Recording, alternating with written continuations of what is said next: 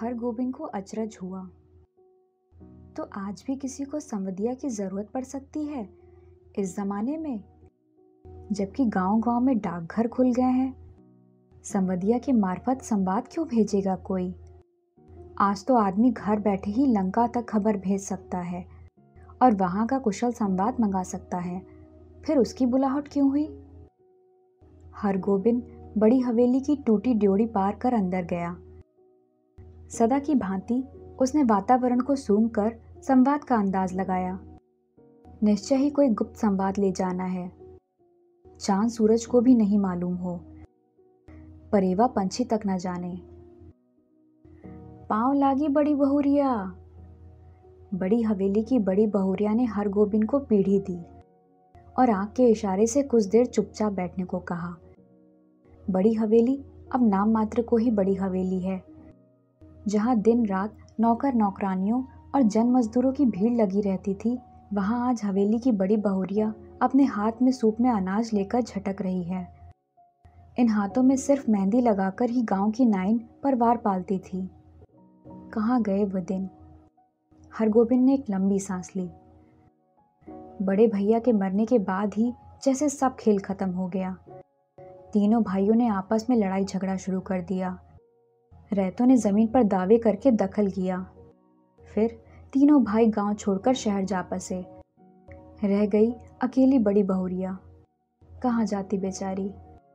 भगवान भले आदमी को ही कष्ट देते हैं, नहीं तो 1 घंटे की बीमारी में बड़े भैया क्यों मरते? बड़ी बहुरिया की देह से जेवर खींच खींच कर बंटवारे की लीला हुई। हरगोबिंद ने देखी है अपनी आंखों से द्रौपदी चीर हरण लीला। बनारसी साड़ी को 3 टुकड़े करके बंटवारा किया था इन निर्दयी भाइयों ने। बेचारी बड़ी बहुरिया। गांव की मोदियाइन बूढ़ी न जाने कब से आंगन में बैठकर बड़बड़ा रही थी।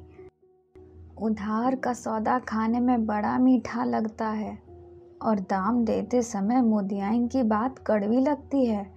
मैं आज दाम लेकर ही उठूंगी। बड़ी बहुरिया ने कोई जवाब नहीं दिया। हरगोबिंद ने फिर लंबी सांस ली। जब तक यह मोदियाइन आंगन से नहीं टलती, बड़ी बहुरिया हरगोबिंद से कुछ नहीं बोलेगी। वह अब चुप नहीं रह सका। मोदियाइन काकी, बाकी बकाया वसूलने का यह काबुली कायदा तो तुमने खूब सीखा है। काबुली कायदा? सुनते ही मोदियाइन तमक कर खड़ी हो गई। चुप रह मुंह ढोसे, नहीं मुचिए। क्या करूं काकी, भगवान ने मूछ दाढ़ी दी नहीं, ना काबुली आगा साहब की तरह गुलजार दाढ़ी। फिर काबुली का नाम लिया तो जीभ पकड़कर खींच लूंगी। हरगोबिंद ने जीभ बाहर निकालकर दिखलाई। 5 साल पहले गुल मोहम्मद आगा उधार कपड़ा लगाने के लिए गांव आता था और मोदियाइन के उसारे पर दुकान लगाकर बैठता था। आगा कपड़ा देते समय बहुत मीठा बोलता और वसूली के समय जोर जुल्म से 1 का 2 वसूलता। एक बार कई उधार लेने वालों ने मिलकर काबुली की ऐसी मरम्मत कर दी, फिर गांव लौटकर नहीं आया। लेकिन इसके बाद ही दुखनी मोदियाइन लाल मोदियाइन हो गई। काबुली क्या, काबुली बादाम के नाम से भी चिढ़ने लगी मोदियाइन। गांव के नाच वालों ने नाम में काबुली का स्वांग किया था। तुम हमारा मुल्क जाएगा मोदियाइन, हम काबुली बादाम पिस्ता अखरोट खिलाएगा। मोदियाइन बड़बड़ाती गाली देती हुई चली गई तो बड़ी बहुरिया ने हरगोबिंद से कहा, हरगोबिंद भाई, तुमको एक संवाद ले जाना है आज ही, बोलो जाओगे ना? कहाँ? मेरी माँ के पास। हरगोबिंद बड़ी बहुरिया की छल छलाई हुई आंखों में डूब गया। कहिए, क्या संवाद?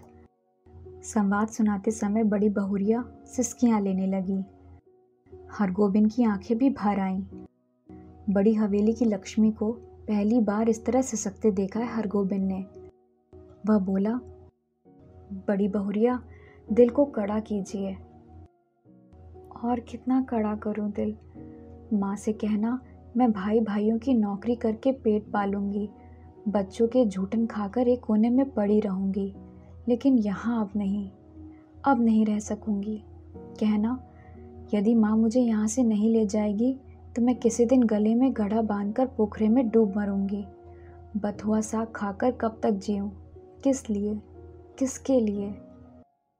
हरगोविंद का रोम रोम कलपने लगा। देवर देवरानियां भी कितने बेदर्द हैं। ठीक अगहनी धान के समय बाल बच्चों को लेकर शहर से आएंगे। 10-15 दिनों में कर्ज उधार की ढेरी लगाकर वापस जाते समय 2-2 मन के हिसाब से चावल चूड़ा ले जाएंगे। फिर आम के मौसम में आकर हाजिर, कच्चा पक्का आम तोड़कर बोरियों में बंद करके चले जाएंगे। फिर उलटकर कभी देखेंगे भी नहीं। राक्षस हैं सब। बड़ी बहुरिया आज के खूंट से 5 रुपए का एक गंदा नोट निकालकर बोली, पूरा राह खर्च भी नहीं जुटा सकी। आने का खर्चा माँ से मांग लेना। उम्मीद है भैया तुम्हारे साथ ही आवेंगे।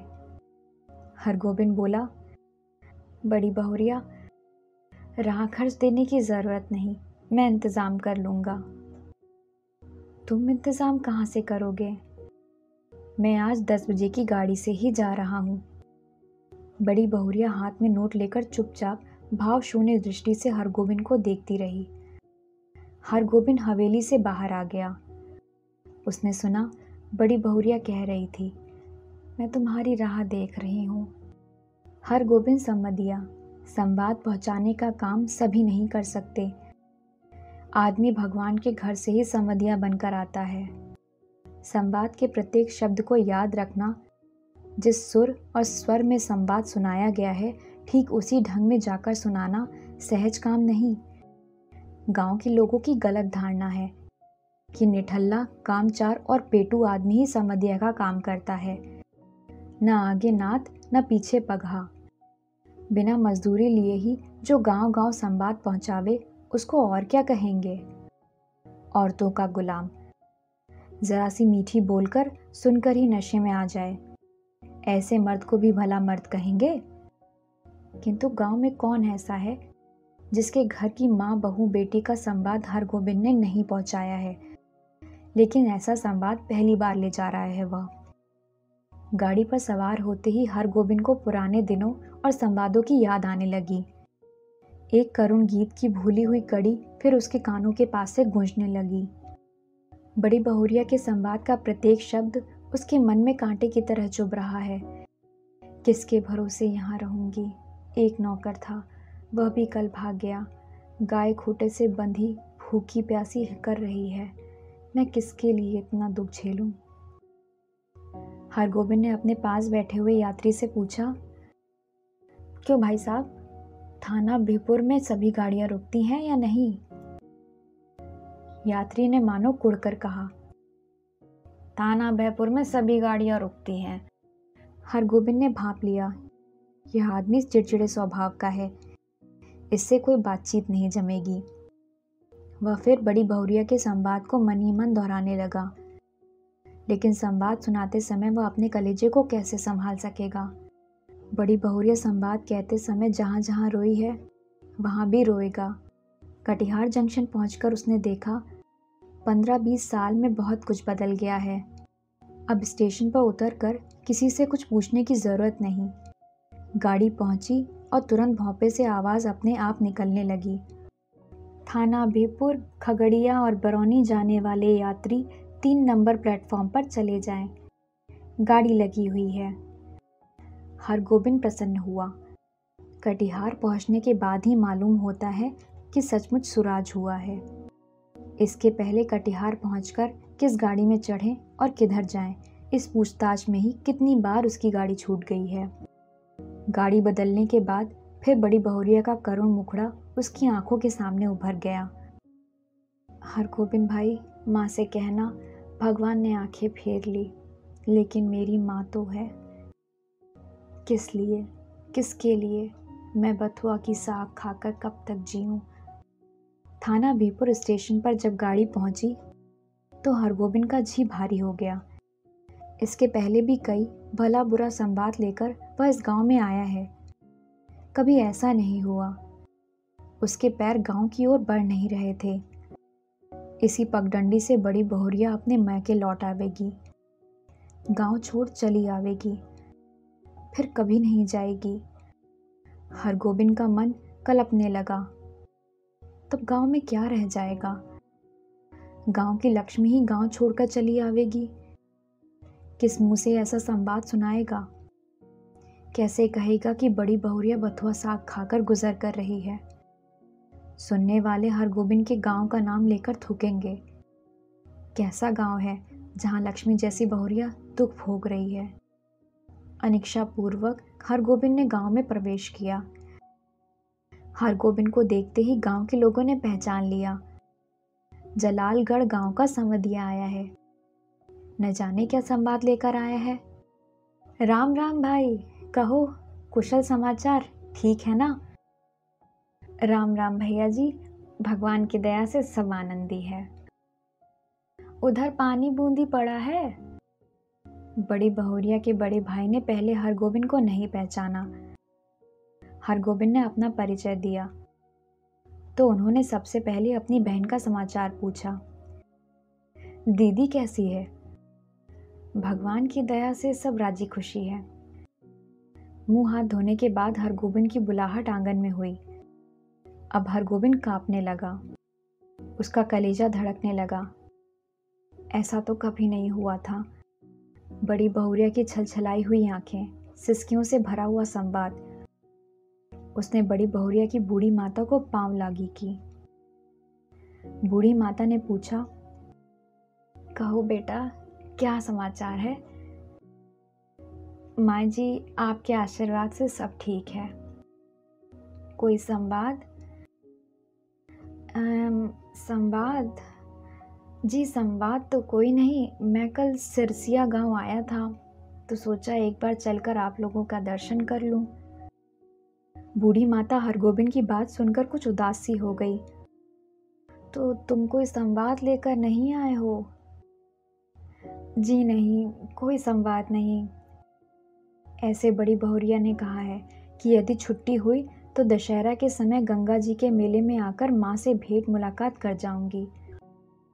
बूढ़ी माता चुप रही। हरगोबिंद बोला, छुट्टी कैसे मिले? सारी गृहस्थी बड़ी बहुरिया के ऊपर ही है। बूढ़ी माता बोली, मैं तो बबुआ से कह रही थी कि जाकर दीदी को लेवा लाओ, यहीं रहेगी। वहाँ अब क्या रह गया है? जमीन जायदाद तो सब चली गई है। तीनों देवर अब शहर में जाकर बस गए। कोई खोज खबर भी नहीं मिलती। मेरी बेटी अकेली। नहीं माई जी, जमीन जायदाद अभी भी कुछ कम नहीं, जो है वह भी बहुत है। टूट भी गई है तो आखिर बड़ी हवेली ही है, सवांग नहीं। यह बात ठीक है, मगर बड़ी बहुरिया का तो सारा गांव ही परिवार है। हमारे गांव की लक्ष्मी है बड़ी बहुरिया। गांव की लक्ष्मी गांव को छोड़कर कैसे शहर जाएगी? यूं देवर लोग हर बार आकर ले जाने की जिद करते हैं। बूढ़ी माता ने अपने हाथ हरगोबिंद को जलपान लाकर दिया।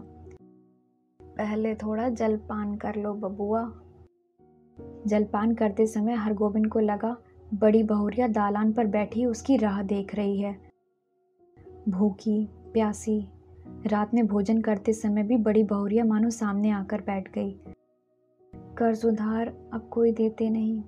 एक पेट तो कुत्ता भी पालता है, लेकिन मैं माँ से कहना। हरगोबिंद ने थाली की ओर देखा। भात, दाल, 3 किस्म की भाजी, घी, पापड़, अचार। बड़ी बहुरिया बथुआ साग उबालकर खा रही होगी। बूढ़ी माता ने कहा, क्यों बबुआ, खाते क्यों नहीं? माँ जी, पेट भर जलपान जो कर लिया। अरे जवान आदमी तो 5 बार जलपान करके भी 1 थाल भात खाता है। हरगोबिंद ने कुछ नहीं खाया, खाया नहीं गया। संवदिया डट कर खाता है और अफर कर सोता है, किंतु हरगोबिंद को नींद नहीं आ रही है। यह उसने क्या किया, क्या कर दिया? वह किस लिए आया था? वह झूठ क्यों बोला? नहीं नहीं, सुबह उठते ही वह बूढ़ी माता को बड़ी बहुरिया का सही संवाद सुना देगा, अक्षर अक्षर। माँ जी, आपकी इकलौती बेटी बहुत कष्ट में है। आज ही किसी को भेजकर बुलवा लीजिए, नहीं तो वह सचमुच कुछ कर बैठेगी। आखिर किसके लिए वह इतना सहेगी? बड़ी बहुरिया ने कहा है, भाभी के बच्चों के झूठन खाकर वह कोने में पड़ी रहेगी। रात भर हरगोबिंद को नींद नहीं आई। आंखों के सामने बड़ी बहुरिया बैठी रही, सिसकती, आंसू पोंछती हुई। सुबह उठकर उसने दिल को कड़ा किया। वह संवदिया है, उसका काम है सही सही संवाद पहुंचाना। वह बड़ी बहुरिया का संवाद सुनाने के लिए बूढ़ी माता के पास जा बैठा। बूढ़ी माता ने पूछा, क्या है बबुआ, कुछ कहोगे? माँ जी, मुझे इस गाड़ी से वापस जाना होगा, कई दिन हो गए। अरे इतनी जल्दी क्या है, एक आध दिन रहकर मेहमानी कर लो। नहीं माँ जी, इस बार आज्ञा दीजिए, दशहरे में बड़ी बहुरिया के साथ आऊँगा, तब डटकर 15 दिनों तक मेहमानी करूँगा। बूढ़ी माता बोली, ऐसी जल्दी थी तो आए ही क्यों? सोचा था बिटिया के लिए दही चूड़ा भेजूंगी, सो दही तो नहीं हो सकेगा, आज थोड़ा चूड़ा है बासमती धान का, लेते जाओ। चूड़ा की पोटली बगल में लेकर हरगोबिंद आंगन से निकला तो बड़ी बहुरिया के बड़े भाई ने पूछा, क्यों भाई, राह खर्च है तो? हरगोबिंद बोला, भैया जी आपकी दुआ से किसी बात की कमी नहीं। स्टेशन पर पहुंचकर हरगोबिंद ने हिसाब किया। उसके पास जितने पैसे हैं उससे कटिहार तक का टिकट ही वह खरीद सकेगा, और यदि चौन्नी नकली साबित हुई तो सैमापुर तक ही। बिना टिकट के वह एक स्टेशन भी नहीं जा सकेगा। डर के मारे उसकी देह का आधा खून गया। गाड़ी में बैठते ही उसकी हालत अजीब हो गई। वह कहाँ आया था, क्या करके जा रहा है? बड़ी बहुरिया को क्या जवाब देगा? यदि गाड़ी में निर्गुण गाने वाला सूरदास नहीं आता तो ना जाने उसकी क्या हालत होती। सूरदास के गीतों को सुनकर उसका जी स्थिर हुआ। सूरदास चला गया तो उसके मन में बैठी हुई बड़ी बहुरिया फिर रोने लगी। किसके लिए इतना दुख सहूं? 5 बजे भोर में वह कटिहार स्टेशन पहुंचा। भोंपे से आवाज आ रही थी, बैरगाछी, कुसियार और जलालगढ़ जाने वाले यात्री 1 नंबर प्लेटफॉर्म पर चले जाएं। हरगोबिंद को जलालगढ़ स्टेशन जाना है, किंतु वह 1 नंबर प्लेटफॉर्म पर कैसे जाएगा? उसके पास तो कटिहार तक का ही टिकट है। जलालगढ़ 20 कोस। बड़ी बहुरिया राह देख रही होगी। 20 कोस की मंजिल भी कोई दूर की मंजिल है? वह पैदल ही जाएगा। हरगोबिंद महावीर विक्रम बजरंगी का नाम लेकर पैदल ही चल पड़ा। 10 कोस तक वह मानो बाई के झोंके पर रहा। कस्बा शहर पहुंचकर उसने पेट भर पानी पी लिया। पोटली में नाक लगाकर उसने सूंघा। आहा, बासमती धान का चूड़ा है, माँ की सौगात बेटी के लिए। नहीं, वह इससे एक मुट्ठी भी नहीं खा सकेगा। किंतु वह क्या जवाब देगा बड़ी बहुरिया को? उसके पैर लड़खड़ाए। ओहो, अभी वह कुछ नहीं सोचेगा, अभी सिर्फ चलना है, जल्दी पहुंचना है गांव। बड़ी बहुरिया की डबडबाई हुई आंखें उसको गांव की ओर खींच रही थी। मैं बैठी राह ताकती रहूंगी। 15 कोस। माँ से कहना अब नहीं रह सकूंगी। 16, 17, 18। जलालगढ़ स्टेशन का सिग्नल दिखाई पड़ता है। गांव का ताड़ सिर ऊंचा करके उसकी चाल को देख रहा है। उसी ताड़ के नीचे बड़ी हवेली के दालान पर चुपचाप टकटकी लगाकर राह देख रही है बड़ी बहुरिया। भूखी प्यासी, लेकिन यह कहाँ चला आया हरगोबिंद? यह कौन गांव है? पहली सांझ में ही अमावस्या का अंधकार। किस राह से वह किधर जा रहा है? नदी है।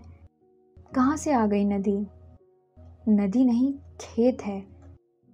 ये झोपड़े हैं या हाथियों का झुंड? ताड़ का पेड़ किधर गया? वह राह भूलकर न जाने कहाँ भटक गया। इस गांव में आदमी नहीं रहते क्या? कहीं कोई रोशनी नहीं। किससे पूछूं? वह रोशनी है या आंखें? वह खड़ा है या चल रहा है? वह गाड़ी में है या धरती पर? हरगोबिंद भाई आ गए? बड़ी बहुरिया की बोली या कटिहार स्टेशन का भौंपा बोल रहा है? हरगोविंद भाई, क्या हुआ तुमको? बड़ी बहुरिया। हरगोविंद ने हाथ से टटोल कर देखा। वह बिछावन पर लेटा हुआ है। सामने बैठी छाया को छूकर बोला, बड़ी बहुरिया। हरगोविंद भाई, अब जी कैसा है? लो, एक घूंट दूध और पी लो, मुंह खोलो। हरगोविंद होश में आया। बड़ी बहुरिया उसे पीने के लिए दूध दे रही थी। उसने धीरे से हाथ बढ़ाकर बड़ी बहुरिया का पैर पकड़ लिया। बड़ी बहुरिया, मुझे माफ करो। मैं तुम्हारा संवाद नहीं कह सका। तुम गांव छोड़कर मत जाओ। तुमको कोई कष्ट नहीं होने दूंगा। मैं तुम्हारा बेटा। बड़ी बहुरिया, तुम मेरी माँ, सारे गांव की माँ हो। मैं अब निठल्ला नहीं बैठा रहूँगा। तुम्हारा सब काम करूँगा। बोलो बड़ी माँ, तुम गांव छोड़कर चली तो नहीं जाओगी? बोलो। बड़ी बहुरिया गर्म दूध में एक मुट्ठी बासमती चूड़ा डालकर मसकने लगी। संवाद भेजने के बाद से ही वह अपनी गलती पर पछता रही थी। आशा है आपको आज की कहानी पसंद आई होगी। ऐसी ही मनोरंजक कहानियों को सुनने के लिए वीडियो को लाइक, शेयर और चैनल को सब्सक्राइब करना ना भूलें। फिर मिलते हैं एक और कहानी के साथ। धन्यवाद।